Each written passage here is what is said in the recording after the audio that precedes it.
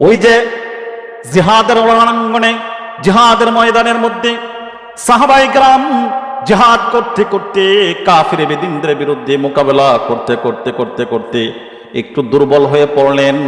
হঠাৎ করে তাকিয়ে দেখেন এক আল্লাহর বান্দা মুজাহিদ মানুষ আল্লাহর রাস্তায় জিহাদ করে রণাঙ্গনের ময়দানে তিনি ধরাশায়ী হয়ে কাফিরদের আঘাত প্রাপ্ত হয়ে জমিনের মধ্যে পড়ে গেলেন আর জমিনের মধ্যে কাতরাইতেছিলেন। এমন অবস্থায় পানি পানি বলে চিৎকার করতেছিলেন। পাশেই আল্লাহর পয়গম্বরের একজন জলিলুল কদর সাহাবী ওই আল্লাহর বান্দা মুজাহিদের দৃশ্যটা দেখলেন। দেখার পরে ওই আল্লাহর বান্দাকে লক্ষ্য করে এক গ্লাস পরিমাণ পানি নিয়ে ওই আল্লাহর বান্দার নিকটে যখন যাইতেছিলেন, কাছাকাছি যখন একেবারে নিকটেই যখন চলে গেলেন, এমন অবস্থায় হঠাৎ করে তাকিয়ে দেখে আরো একটু দূর থেকে আরেকজন পানি পানি বলে চিৎকার করতেছিল। বলেন সুবহানাল্লাহ। এমন অবস্থায় যেই ব্যক্তিটা মৃত্যুর সঙ্গে পাঞ্জা লড়তেছে, আঘাতপ্রাপ্ত হয়ে জমিনের মধ্যে ধরাশায়ী হয়ে পড়ে গেল, কাতরাইতেছিল, প্রাণ যেন বাহির হয়ে যায় মুহূর্তে, মুমূর্ষ অবস্থায় কঠিন মুহূর্তের মধ্যে এমন অবস্থা ওই আল্লাহর বান্দা পানি যেই ব্যক্তি নিয়েছিল তিনাকে লক্ষ্য করে বলতেছিলেন, আরে আল্লাহর বান্দা, ওই যে দেখো আমার পাশেই একটু দূরের মধ্যে আরো একজন আল্লাহর বান্দা পানি পানি বলে চিৎকার করতেছিল। ওই তাকে দেখো, আমার তো মনে হয় আমার যতটুকু পানির প্রয়োজন আমার চাইতে ওই আল্লাহর বান্দার পানির প্রয়োজনটা হয়তো মনে হয় অনেকটা বেশি।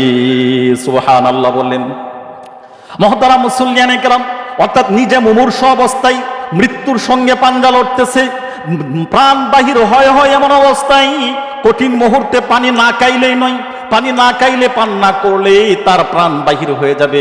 তারপরেও সে চিন্তা করলো আমার যতটুকু পানির প্রয়োজন আমার চাইতেও আরো মনে হয় আমার আরেকজন মুসলমান ভাইয়ের বেশি পানির প্রয়োজন। ও মুসলমান ইমানদার ভাইয়ের আমার, আল্লাহর নবীর সাহাবী এবার ওই সাহাবীকে লক্ষ্য করে বলতেছিলেন, ভাই যাও, ওই দেখো একজন মুজাহিদ মানুষ কাতরাইতেছে, পানির পানি করে চিৎকার করতেছে, আমার মনে হয় তার পানির বেশি প্রয়োজন। এমন অবস্থায় পেয়ালাটা হাতে নিয়া ওই আল্লাহর নবীর সাহাবী ওই মুজাহিদের নিকটে যখন চলে গেলেন, যাওয়ার পরে ও মুসলমান লক্ষ্য করে বুঝবেন, মুজাহিদের কাছে যাওয়ার পরে আরেকটু দূর থেকে হঠাৎ করে চিৎকার আওয়াজ চলে আসতেছে, পানি পানি বলে চিৎকার করতেছিল আরেকজন সাহাবী। আরেকজনের আওয়াজ যখন আসলো, পানি পানি বলে চিৎকার করতেছিল, তৃতীয় নাম্বার ব্যক্তির দিকে লক্ষ্য করে দ্বিতীয় নাম্বার ব্যক্তিটি বলতেছিল, ও ভাই আল্লাহর নবীর সাহাবী, আমার যে পানির প্রয়োজন আমার তো মনে হয় আমার চাইতে ওই সাহাবীর বেশি আরো বেশি পানির প্রয়োজন। যাও ওই ভাইয়ের কাছে চলে যাও, ওই ভাইয়ের নিকট চলে যাও, তিনাকে এই পানিটা পান করায়া দাও। সুবহানাল্লাহ। তিনাকে পানিটা পান করায়া দাও। আল্লাহর নবীর সাহাবী এইভাবে হাঁটি হাঁটি করে তৃতীয় নাম্বার সাহাবীর কাছে যখন মুজাহিদের কাছে যখন গিয়ে পৌঁছাইলেন, ঠিক তেমনি ভাবে এইভাবে তৃতীয় নাম্বার মুজাহিদের কাছে যাওয়ার পরে হঠাৎ করে আওয়াজ চলে আসলো, চতুর্থ নাম্বার জায়গার থেকে আল্লাহর নবীর একজন মুজাহিদ সাহাবী ডাকতেছিল, পানি পানি বলে চিৎকার করতেছিলেন।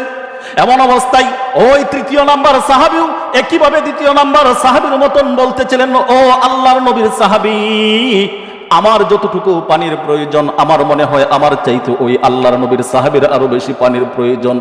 সুতরাং যাও যাও ওই আল্লাহর বান্দাকে পানিটাকে পান করায়া দাও। ও মুসলমান, একজন নয় দুইজন নয়, সংক্ষিপ্ত আকারে শুধু বলতেছি যেহেতু সময় কম, একজন নয় দুইজন নয়, এক এক করে এইভাবে যেতে যেতে 7 জন সাহাবী পর্যন্ত, 7 জন মুজাহিদ পর্যন্ত অতিক্রম করে ফেললেন। বলেন সুবহানাল্লাহ।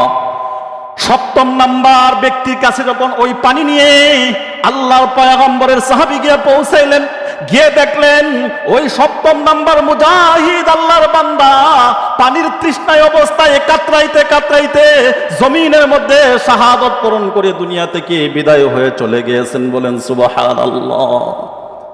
সপ্তম নাম্বার ব্যক্তির কাছে গিয়ে দেখেন যে আল্লাহর নবীর সাহাবী তিনি বিদায় হয়ে চলে গেছেন। কেন? শুধু পানির তৃষ্ণায়, পানি পান না বিদায় তিনার জীবন বাঁচাইতে পারেন নাই, রক্ষা করতে পারেন নাই। এবার নবীজির সাহাবী পিছন দিকে আবার রিটার্ন ফেরত আসলেন, পিছন দিকে আসলেন আবার ওই যে 6 নাম্বার অর্থাৎ 6 নাম্বার ব্যক্তির নিকট।